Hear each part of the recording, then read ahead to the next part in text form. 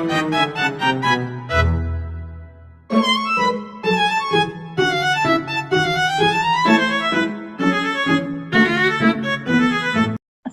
warahmatullahi wabarakatuh. Perkenalkan, kami dari kelompok 8 ingin mempresentasikan hasil diskusi kami, yaitu dampak paparan mikroplastik terhadap respon fisiologis ikan kerapu.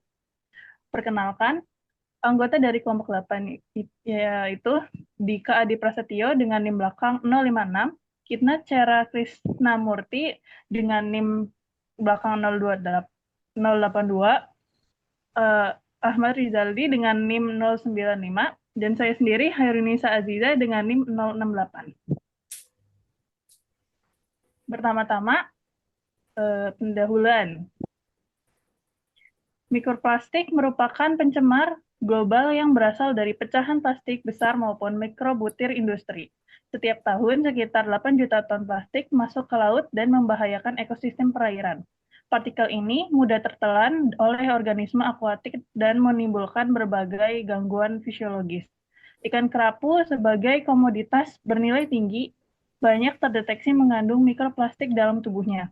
Paparan tersebut dapat mengganggu sistem pencernaan, reproduksi, ekskresi, imun, dan respirasi, sehingga menurunkan kesehatan ikan serta kualitas hasil perikanan.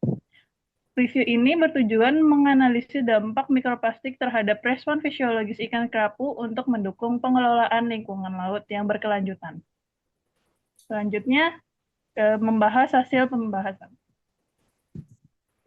Pada sistem reproduksi, partikel mikroplastik yang masuk ke dalam tubuh dapat mencapai jaringan gonad dan menyebabkan kerusakan histologis, seperti degenerasi oosit, penurunan jumlah spermatosit, dan terganggunya proses vitelogenesis. Hal ini juga memicu stres oksidatif dan respon inflamasi akibat peningkatan radikal bebas serta penurunan aktivitas enzim antioksidan, sehingga menyebabkan kematian sel germinal dan menurunkan fungsi reproduktif ikan.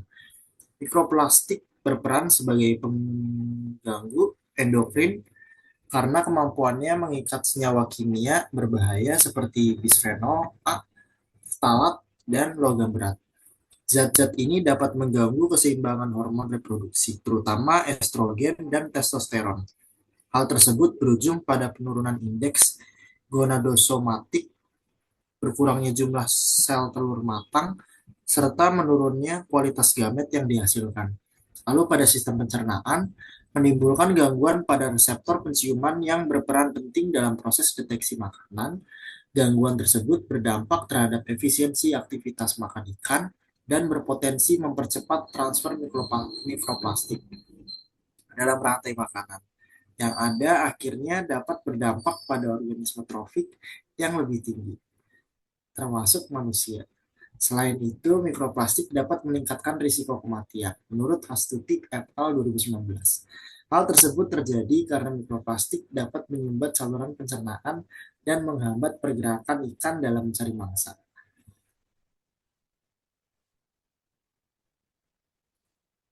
Selanjutnya, apa dampak mikroplastik terhadap ekskresi pada ikan kerapu? Paparan mikroplastik polistirena karena polisterena hasil fotodegradasi pada ikan kerapu atau Epinephelus moara mengganggu keseimbangan lipid di hati. Perubahan sifat kimia dan ukuran partikel meningkatkan toksisitas yang menyebabkan akumulasi senyawa berbahaya serta kerusakan hati seperti lipidosis, degenerasi, dan nekrosis. Secara molekuler, paparan ini menurunkan gen metabolisme lemak dan meningkatkan gen proinflamasi yang memicu stres oksidatif dan mengganggu energi seluler. Nah, dampak mikroplastik terhadap respirasi pada ikan kerapu itu yang dispersi di kolam air berpotensi menempel pada permukaan lamela insang, menyebabkan iritasi jaringan dan peningkatan produksi lendir sebagai respon pertahanan.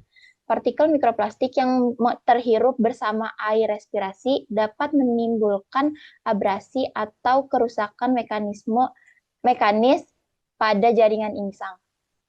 Histopatologi insang ikan yang terpapar mikroplastik sering menunjukkan perubahan seperti hiperplasia, edema, dan fusi lamela sekunder.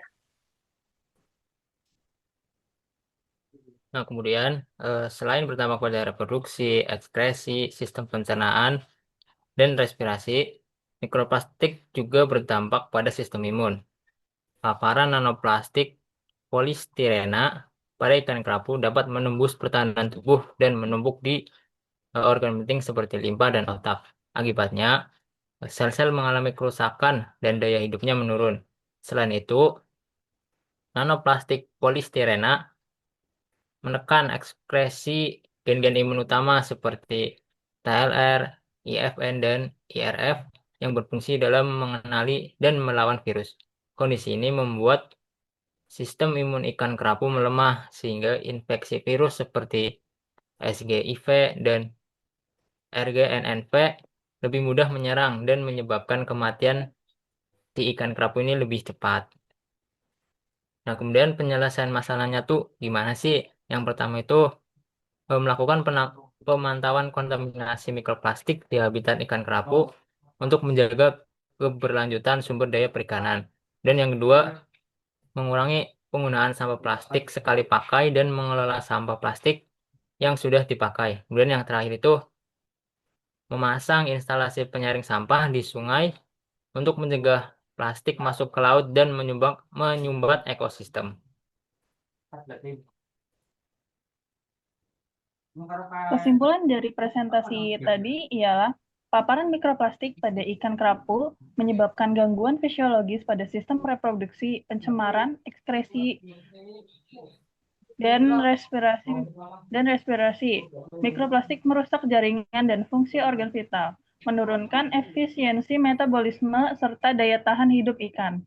Karena itu, pengendalian pencemaran mikroplastik dan pemantauan kualitas lingkungan laut sangat penting untuk menjaga keberlanjutan populasi ikan kerapu dan ekosistem perairan. Berikut ialah sumber yang digunakan pada presentasi tadi. Sekian presentasi dari kelompok 8. Mohon maaf bila ada kekurangan. Wassalamualaikum warahmatullahi wabarakatuh. Selamat malam.